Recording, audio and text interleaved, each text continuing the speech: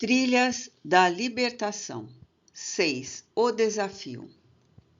O médium Davi procurou concentrar-se, tentando entrar em sintonia com o amigo desencarnado. A mente em desalinho, repleta de clichês sensuais, impossibilitava-o de manter o pensamento numa faixa de equilíbrio que lhe propiciasse a dilatação do campo perispiritual, indispensável ao fenômeno da psicofonia e do comando do centro dos movimentos pelo desencarnado. As ideias vulgares cultivadas criavam um envoltório de energia densa, negativa, que impedia a exteriorização parcial do espírito encarnado e a captação da que provinha do cirurgião espiritual. Da área genésica do médium, em busca de harmonização íntima, exteriorizavam-se ondas escuras, saturadas de baixo teor vibratório, traduzindo promiscuidade e cansaço das células geradoras de vitalidade, que se debatiam em luta vigorosa contra agentes psíquicos destruidores que tentavam invadi-las para desarticular-lhes a mitose durante a prófase, dando início a processos patológicos irreversíveis. Por outro lado, o Dr. Hermann acercou-se do sensitivo e o envolveu com vigorosas vibrações que o alcançaram, rompendo a camada sombria que lhe impossibilitava o perfeito acoplamento psíquico. O esforço conjugado de ambos resultou em bem-sucedido fenômeno mediúnico. Não obstante, observamos que o receptor, em razão das barreiras a que sua conduta censurável dera lugar, convulsionou, projetando os olhos um pouco para fora das órbitas e tomou uma postura diferente da sua personalidade, traindo, desse modo, o domínio do comunicante que lhe obnubilou quase totalmente o centro da consciência. Abordando os presentes com expressões afetuosas, apesar do seu estilo rude, solicitou que lhe fosse trazido o primeiro paciente. Nesse comenos, os trabalhadores espirituais da casa, sob o comando de Vicente, estabeleceram as defesas vibratórias até então não conseguidas em razão da perturbação reinante no recinto. Aproveitando-se do momentâneo clima de expectativa geral e de algumas mentes que sinceramente se concentravam em Deus e nas ideias superiores, esses laboriosos servidores distendiam telas magnéticas que circundavam a sala, enquanto uma lâmpada projetava irradiações semelhantes ao laser, com potencial bactericida, responsável pela asepsia, anestesia e hemostase nos pacientes durante a incursão cirúrgica. Simultaneamente, outros espíritos que haviam sido médicos na Terra acercaram-se do cirurgião-chefe, responsabilizando-se por diferentes especialidades, já que o Dr. Hermann preferia operar as neoplasias, especialmente as de caráter maligno, ainda sem metástases, o que lhe facultava dar largas à presunção, apresentando ruidosos espetáculos que divertiam a clientela e perturbavam alguns facultativos convidados ou que, curiosos, ocorriam para acompanhar-lhe as demonstrações. O que deveria ser realizado com unção e respeito, a pretexto falso de comprovar a imortalidade da alma, convertia-se em cenário para exibição teatral. A primeira paciente era portadora de uma pequena tumoração da mama, displasia, que a afligia sobremaneira. Atemorizada pelos resultados da tomografia e do aconselhamento médico para a pequena cirurgia, acreditava-se ludibriada, receando tratar-se de um câncer, havendo recorrido por isso ao auxílio espiritual. A pobre tremia, vitimada por acentuado desequilíbrio nervoso, e notava-se-lhe a face e os olhos congestionados por efeito das últimas noites mal dormidas e do choro contínuo. Mandando-a deitar-se na mesa de curativos, ora transformada em cirúrgica, o Dr. Hermann pediu ao auxiliar que desembaraçasse a paciente da blusa e sutiã, tocando a região afetada. De pronto, deu-se conta da quase nenhuma gravidade do problema, o que lhe facultaria uma bela atuação cirúrgica. Tomando de uma lâmina e sem desinfetá-la, começou o trabalho que se nos afigurava hábil e grotesco em face da introdução dos dedos com o objetivo de separar os tecidos que envolviam o nódulo displásico. Ante o temor da senhora, exortava rudemente a fé em Deus e nele, conseguindo em poucos minutos extirpar o pequeno tumor. Exibindo-o, informou que se poderia fazer o estudo patológico e se constataria a presença das células cancerosas. Ato contínuo, atirou-o a um recipiente reservado à coleta das peças extraídas. Uniu as bordas da incisão, da qual não brotava sangue, colou o esparadrapo, enfaixou com gaze a operada e, todo sorridente diante da aclamação geral, mandou-a retirar-se, convocando outro paciente. O novo cliente era portador de uma catarata que lhe ameaçava a vista esquerda, tal a dimensão que assumira. Assistido por jovem médico oftalmologista desencarnado e membro da equipe, fez a remoção da película opacificada e colocou um chumaço de algodão preso por esparadrapo sobre o olho, recomendando o curativo para 3 dias depois. Desfilaram quase 80 pacientes, diferindo em pouco os problemas que os afligiam. A maioria trazia perturbações psicossomáticas, enquanto alguns outros portavam enfermidades diversas. Não obstante, não fora realizada cirurgia alguma de grande porte ou de órgãos essenciais e de difícil acesso, embora tal incursão fosse possível. Eram somente tentames que provocavam mais pasmo do que renovação moral, ajudando na propaganda dos efeitos. O amigo Vicente, percebendo minha perplexidade e as mudas interrogações, com discrição e respeito, veio-me em socorro.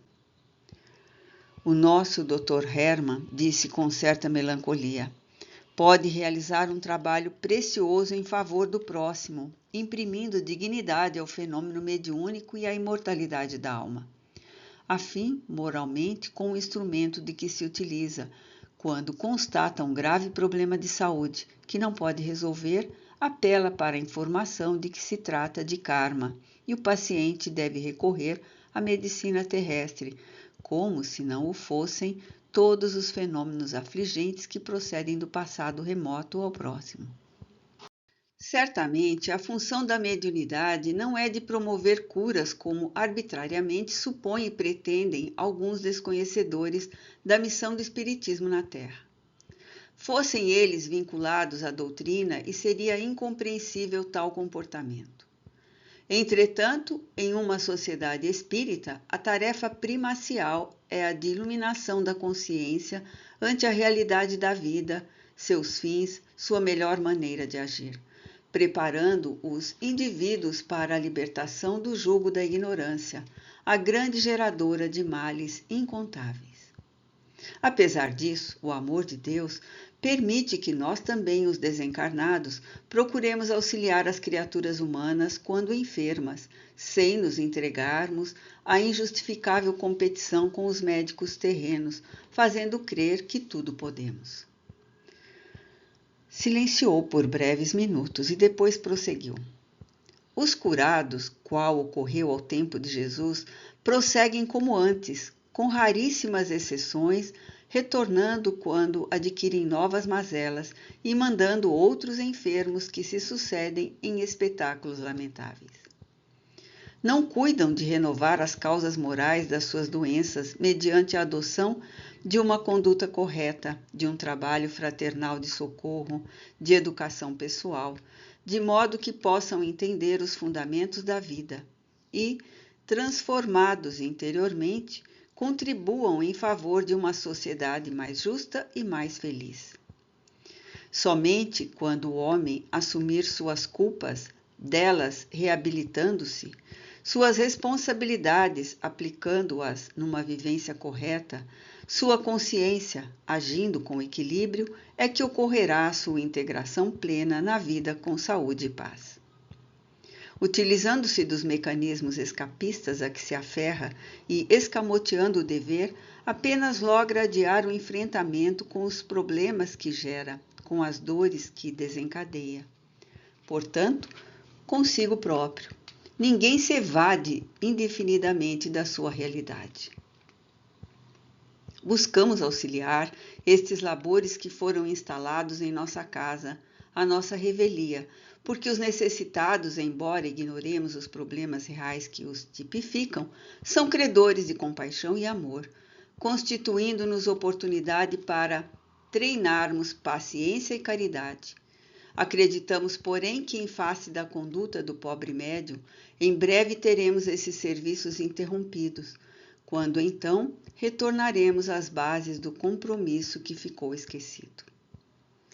Permanecemos em reflexões profundas, constatando a excelência e oportunidade dos argumentos do amigo, considerando sobretudo a transitoriedade do corpo, que sempre está sujeito a alterações que decorrem da sua estrutura frágil e complexa, invariavelmente vítima da condução irregular que lhe impõe o espírito reencarnado.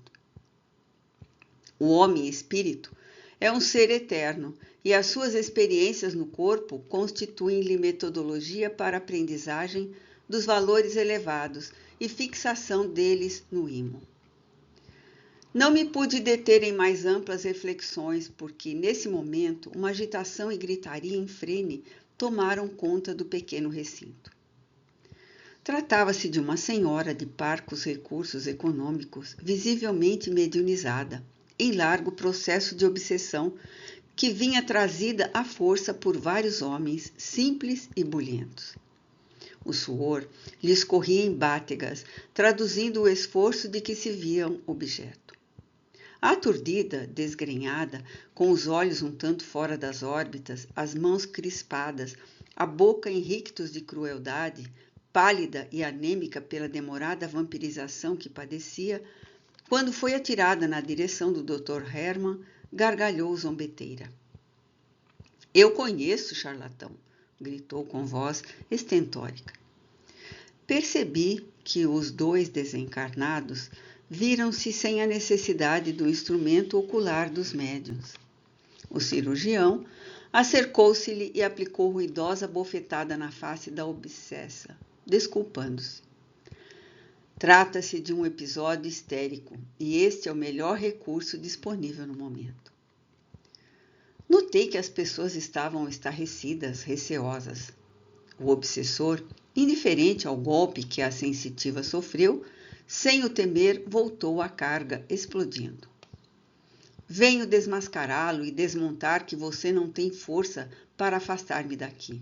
Eu o conheço, por isso impedi que a trouxessem antes, e ao aquecer agora, resolvi enfrentá-lo. Vamos, expulse-me se pode. A situação era constrangedora. Irritado, o médico solicitou a uma das auxiliares que lhe trouxesse determinado medicamento com alta dose sonífera e, amargando revolta, após recebê-lo, aplicou-o no músculo da enferma espiritual. Contava com os resultados favoráveis, o que não aconteceu, porquanto o adversário blasonou. Eu consigo neutralizar a ação da droga e ela não ficará entorpecida. Foi então que o aturdido cirurgião impôs aos auxiliares: retirem essa louca daqui e mandem interná-la para a sonoterapia. A sua alienação necessita de tratamento prolongado, o que não pode ser feito em tais circunstâncias neste local. A sofredora era literalmente arrastada por brutamontes e conduzida para fora do recinto, enquanto seu agressor espiritual gargalhava. Todos se encontravam desagradavelmente surpresos. O Dr. Hermann, porém, dando mostras de hábil histrião, passou a desviar a preocupação dos presentes, provocando riso e colocando o lamentável incidente em plano secundário. Algum tempo depois, o espetáculo estava encerrado e as pessoas retornaram aos seus lares. O Dr. Carneiro propôs-nos, então, acompanhar o médium.